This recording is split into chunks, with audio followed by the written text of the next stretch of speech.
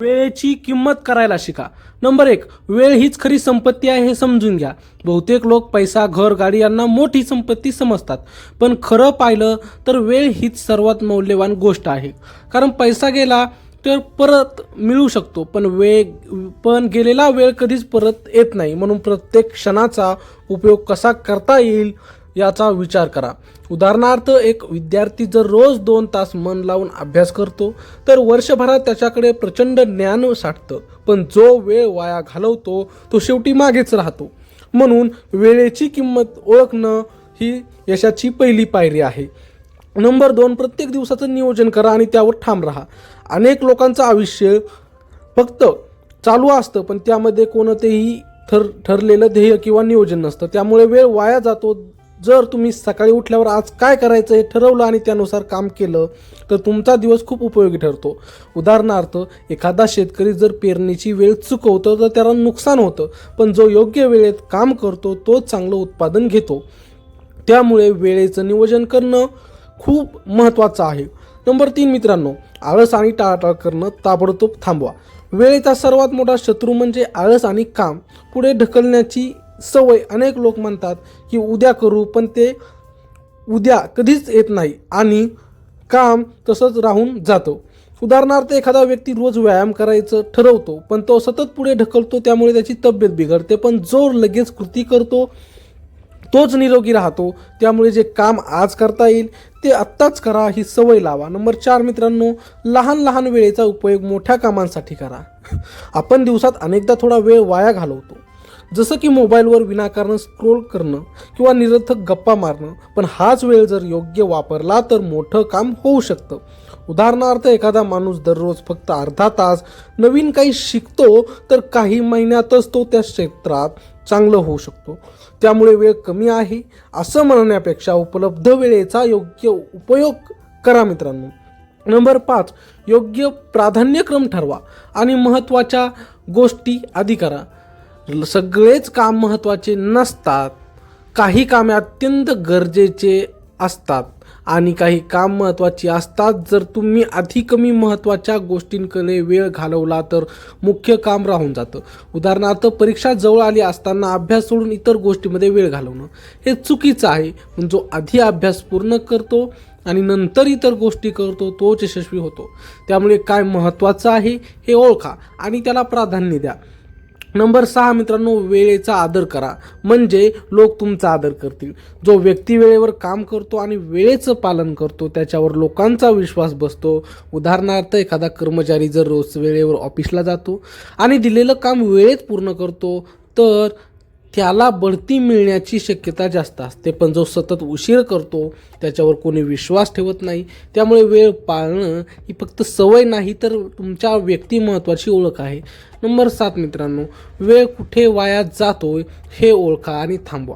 अनेक वेळा आपल्याला असं वाटतं की आपल्याकडे वेळच नाही, पण खरं पाहिलं तर वेळ असतो, फक्त तो कुठे खर्च होतो हे आपण पाहत नाही.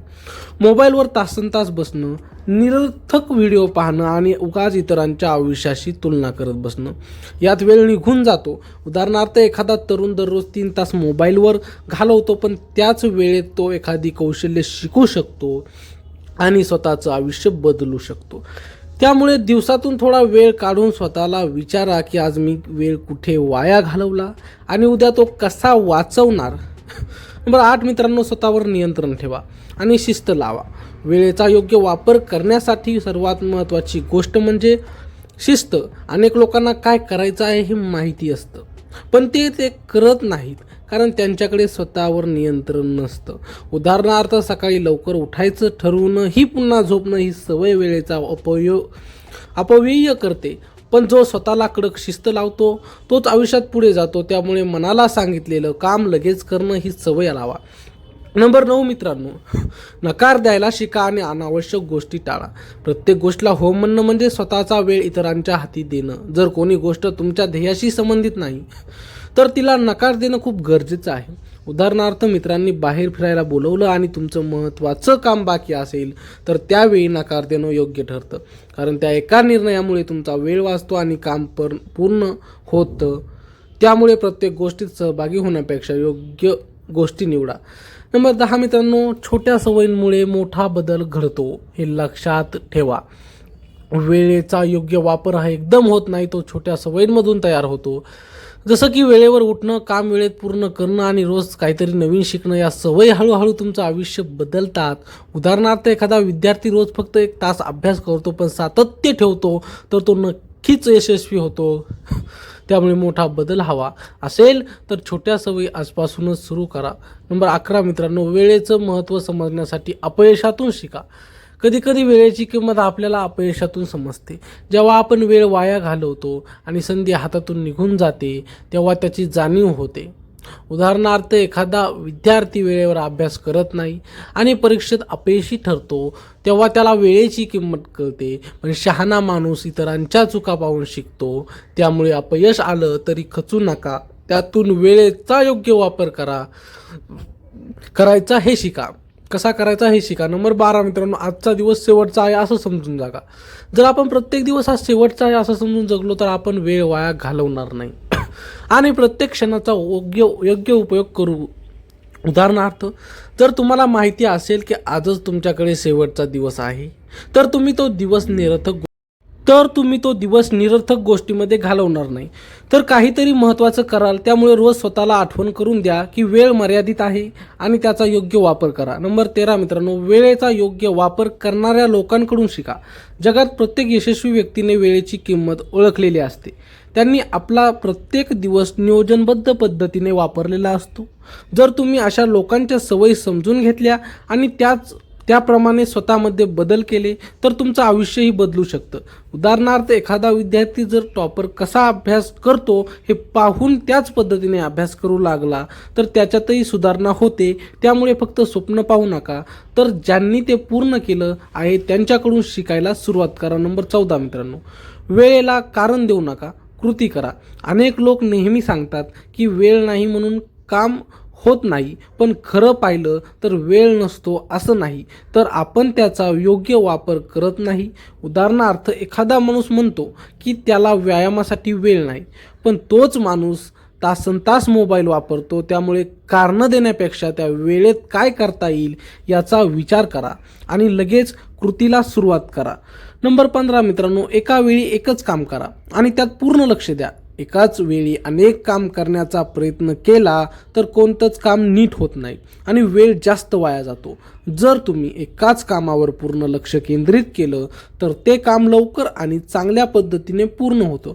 उदाहरणार्थ, एखादा विद्यार्थी अभ्यास करताना सतत मोबाईल वापरत असेल तर त्याचा अभ्यास नीट होत नाही.